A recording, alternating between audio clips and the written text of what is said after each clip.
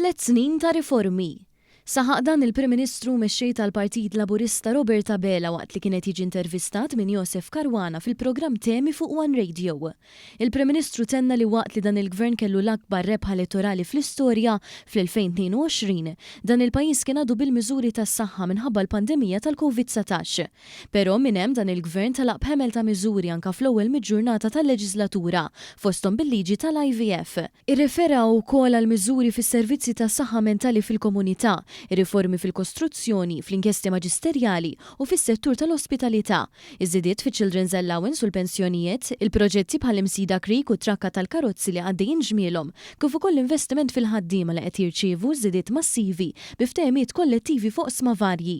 Dr. Bela qal li l-Gvern qed jaħdem fuq il-Viżjoni Malta 2050 biex il-pajjiż ikollu miri speċifiċi fejn irid jasal bi pjan fit-tul. Kullu nistgħu mmorru għand in-nies u ngħidulhom żieda fil-Children's Allowance, żieda fil-pensjonijiet, tnaqqis tat-taxxa.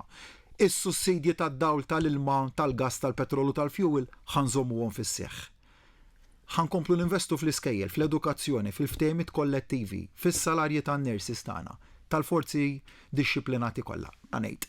Bħal Malti mawħat li hu biżel bħalna, mawħat li hu reżiljenti bħalna, mawħat li ma jaqta' qalbu minn xejn bħalna. Mela allura dak tajjeb u l-pożittiv irkeb fuq u kompli inċentivah. Il-Prim Ministru aċċenna l-ipokrizija tal-kap nazzjonalista fejn ftit tal-jemilu mar fuq ix-xandir nazzjonali u qal li żdiedu l-pensjonijiet fi żmien gvernijiet nazzjonalisti, meta fil-verità ħalla l-25 sena sħaħ il-pensjonijiet ifriżati. Bil-kontra dan il-Gvern mill-2013 żied il-pensjonijiet b'70 euro fil-ġimgħa.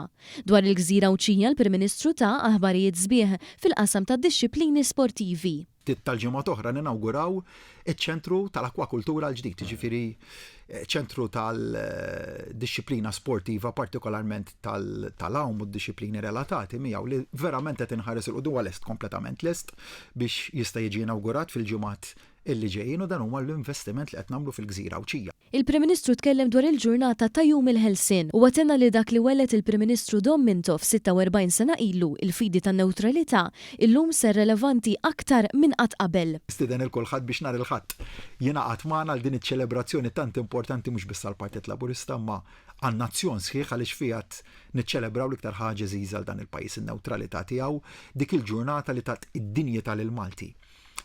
Għalija il-Marzu tal-1979 iddefinixxa lil Malti. Ġifieri Malti ħieles mill-ħakma tal-barrani, Malti li verament seta' joss l-indipendenza vera tiegħu għall-ewwel darba u rajna kif dak l-episodju wellet il-prosperità ekonomika u soċjali ta' dan il-pajjiż.